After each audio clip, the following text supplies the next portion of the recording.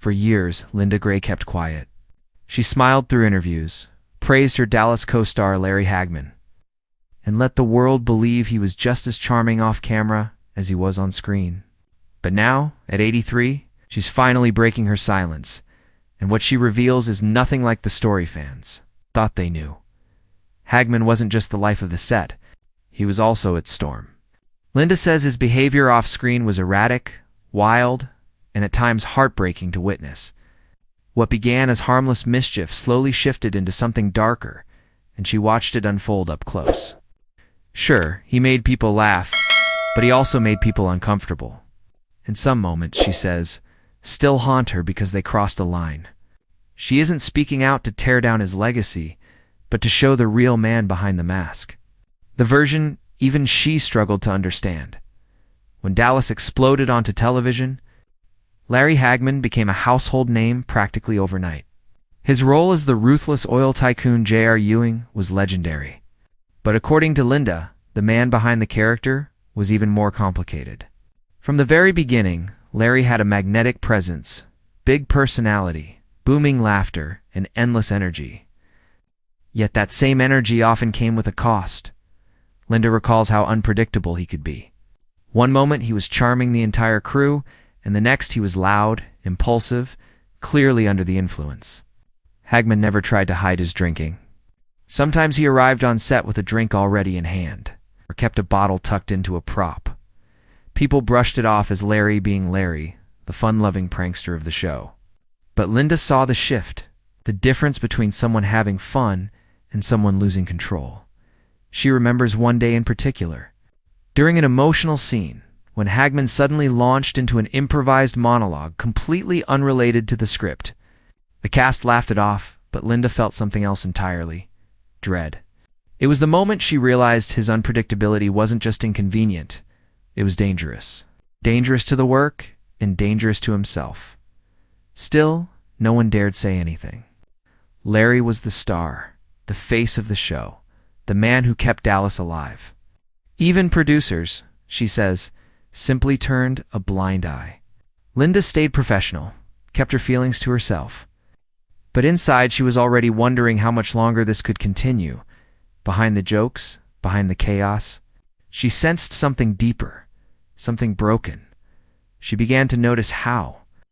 Larry sometimes withdrew between takes. How the loud, magnetic performer would suddenly fall silent. Behind the swagger, she caught glimpses of insecurity, moments when he seemed smaller than the character everyone adored. That was when she started to understand that there was another side of him. One the cameras never captured, but what Linda never expected was just how deep his spiral would eventually go. As the years passed, she watched Hagman slip further into a pattern she now calls heartbreaking. What once came off as eccentric charm slowly shifted into something much darker, gradual unraveling that no one on the set could truly stop. His drinking escalated until it was no longer a quirky habit. It was consuming him. He'd knock back champagne between scenes, hide vodka in a coffee mug, and sometimes slur his lines without realizing it. And yet, despite it all, he still delivered performances that captivated millions. That made it nearly impossible for anyone to confront the truth. Larry wasn't just having fun. He was in trouble. Linda felt helpless. She was close enough to see the fractures forming, but too far removed to change anything. She later admitted there were days she wasn't sure he'd make it to the end. Of the episode and nights, she wondered if he'd wake up the next morning. Whispers spread on set about producers trying to rein him in. Ow! Co-stars losing patience, quiet interventions that never took hold. But no one could truly stop him not when he was the face of a global hit. The consequences eventually came. In the early 1990s, Hagman was diagnosed with cirrhosis of the liver and later needed a transplant. Linda wasn't surprised. She had seen it coming. She described it as watching someone walk straight toward a cliff, powerless to pull them back no matter how loudly you scream. Still, she stood by him, never shaming him publicly, never distancing herself. She held on to the hope that the man she once laughed with on set would somehow return. But deep down, she knew something inside him had shifted. His pain was no longer hidden. It showed in his eyes, in his voice, in the vacant way he'd sometimes stare straight through her. Then came the moment that changed everything. One incident she says she will never forget. There was always a level of unpredictability around Larry Hagman. But one day on set, things went beyond anything Linda had ever experienced. This wasn't a prank or a rough morning. It was a breaking point. The cast was preparing for an emotional, high-stakes scene. The set was quiet. Everyone was focused. Then, out of nowhere, Larry stumbled onto the stage. He wasn't in costume. He wasn't steady. He was barely coherent and clearly under the influence. At first, a few crew members laughed out of habit. Larry, being outrageous, wasn't exactly new. But this time was different. He began shouting random lines, mocking the scene, disrupting everything. Then he crossed a line no one expected. He suddenly dropped his pants and exposed himself, laughing like it was just another joke. Linda stood frozen. The entire set fell silent. It was the moment she realized the man she thought she knew was slipping beyond reach, and that nothing would ever quite be the same again. No one said a word. Linda remembers the chill that ran through her, not because what he did was vulgar, not because it stopped production, but because it confirmed something she had refused to acknowledge. Larry Hagman was falling apart right in front of them, and nobody could or would stop it. The director quickly shut down the shoot. But there was no confrontation, no consequence. The network smoothed everything over. The footage disappeared, and the incident was quietly erased from the show's history. Everyone stepped back into line, as if pretending hard enough would make it vanish. Linda walked off set and sat alone in her trailer, shaken. She later admitted it was the first time she seriously thought about quitting. It wasn't about being offended, she said.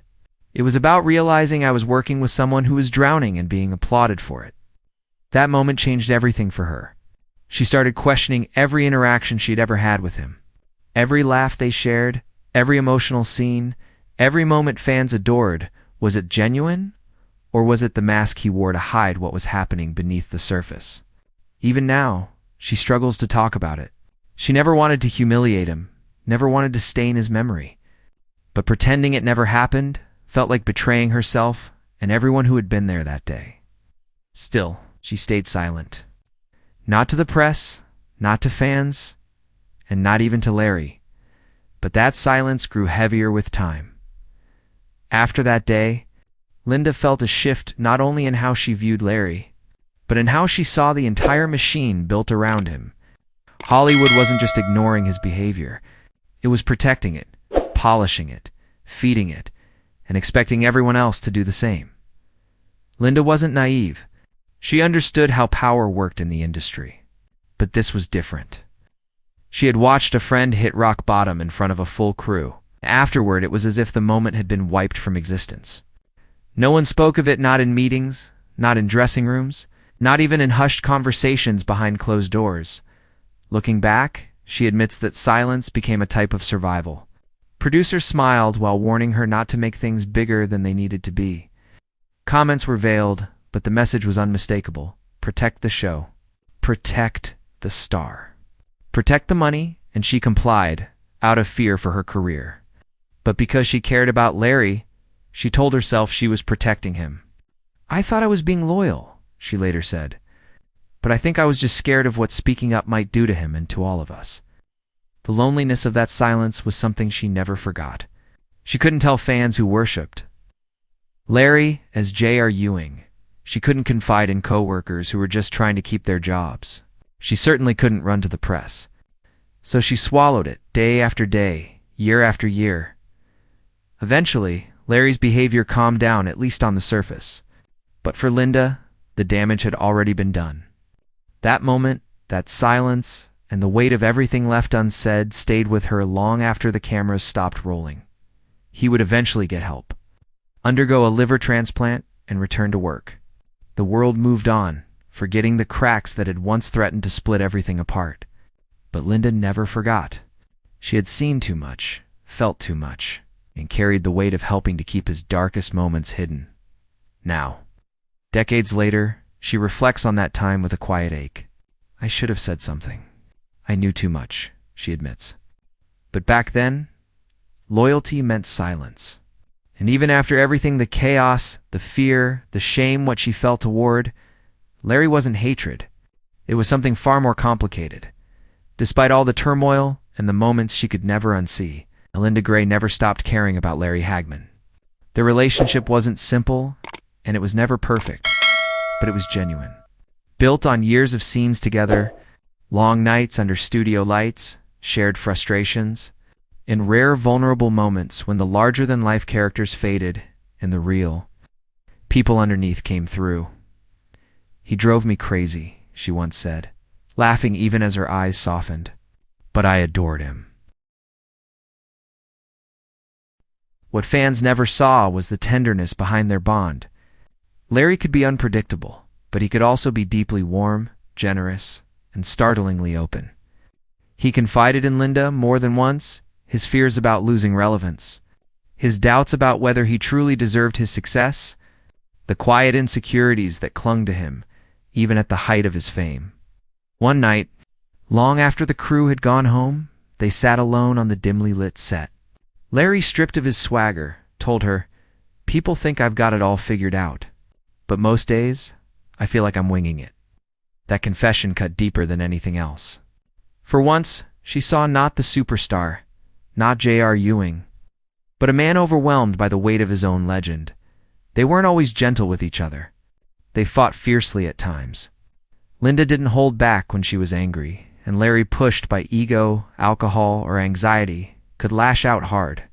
But what made their connection unique was that after every clash they always found their way back. Not romantically, but as survivors of the same battlefield. There were stretches when they barely spoke off camera, followed by bursts of laughter that felt like old times. Sometimes just one perfectly delivered line from a scene was enough to break the ice.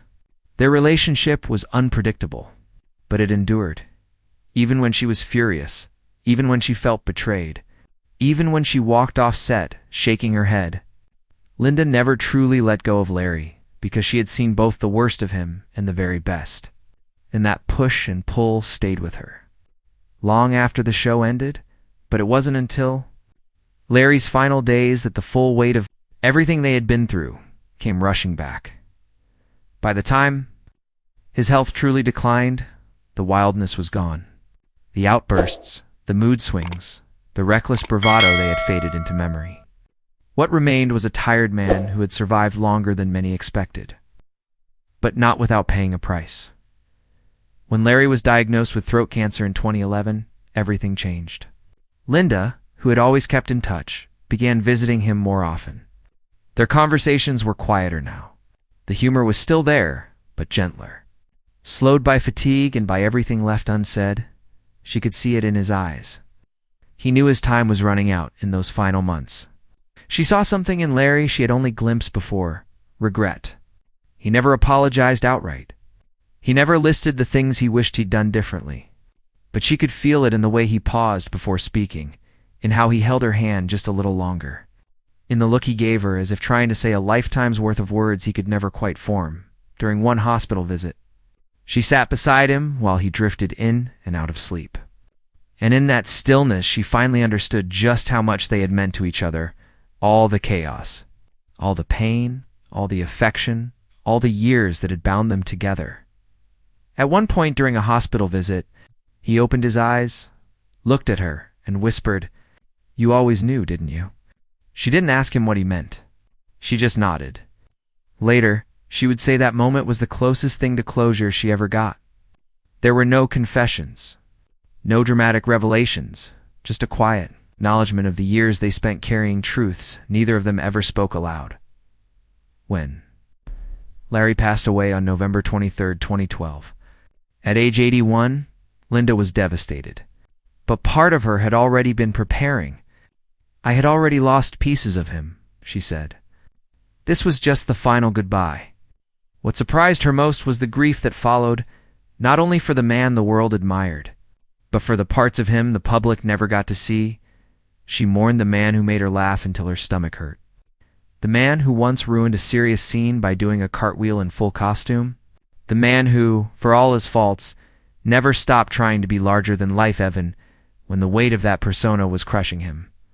"I never forgave him," she once admitted. But I never stopped loving him either. Now, with time and distance, Linda Gray is finally sharing what she held back for decades. Not to tear down Larry's memory, but to complete it. For years, she stayed quiet out of loyalty, fear, and hoped that maybe the truth would somehow reveal itself without her having to speak. But at 83, she no longer feels the need to protect a polished version of the past. She isn't angry. She isn't bitter. She's simply ready. In recent interviews, she's begun opening up not with sensational exposes or tabloid drama, but with calm, measured honesty. Her voice often trembles, not from rage, but from sadness. Not because she wants people to think less of Larry Hagman, but because she believes they deserve the whole picture. There was so much more to him than people knew, she says. Yes, he was wild. Yes, he was reckless. But he was also human, and he was hurting. Her decision to speak now is about honesty, not revenge. About peeling back the glossy layer of celebrity and revealing the flawed, complicated person underneath. A man who made people laugh, who made people angry, and who left behind a legacy both bright and shadowed. Part of her motivation is personal. She spent decades carrying memories no one else saw, the late-night confessions, the dangerous highs, the crushing lows. Now, she wants people to understand the whole truth. Not just the glamorous version preserved in reruns. Fans still approach her, reminiscing about Dallas, about JR and Sue Ellen, about the chemistry that electrified the screen. She smiles and remembers the good times, but she also remembers what those years cost. She says that telling the truth is, in her own way, an act of love. A love that doesn't sugarcoat the past, but honors it by telling it fully. I protected him for so long, she says. But I think part of me always wanted people to know he wasn't who you think. He was more. He was less. He was everything at once. So now she speaks not to rewrite the past, but to complete it. Because what she reveals in her final reflection leaves people truly stunned. In the end, Linda Gray's story isn't about scandal or blame. It's about complexity, the kind that comes from loving someone who made life difficult, caused pain, and who, despite it all, mattered deeply. She doesn't call Larry Hagman a villain. She doesn't call him a victim. Instead, she offers a rare kind of honesty, one shaped by time, age, and clarity. He wasn't a monster, she says softly. He was a man. A brilliant, infuriating, complicated man. And that truth carries weight, because for all the on-screen drama Dallas delivered, the real story was playing out behind the scenes, in stolen glances, in awkward silences, in fierce arguments, in quiet reconciliations between two people caught between fame, pressure, and personal demons. Linda says she has made peace with it not by forgetting, but by finally facing it. By telling the truth and letting the world see what she saw all along. Larry Hagman made millions laugh. He became an icon. But Linda Gray saw what the cameras didn't. She saw the man underneath it all, and that is the story she's finally ready to tell. Something broken, something beautiful, something real, and now. As fans revisit the legacy of Dallas and the man behind J.R. Ewing, they'll understand more than just the character. They'll understand the story behind the camera friendship that survived chaos. A bond shaped by truth, silence, pain, and love. Because in the end, that's what Linda Gray gave Larry Hagman, even when he didn't always deserve it. Not blind. Devotion, not denial, but something far deeper.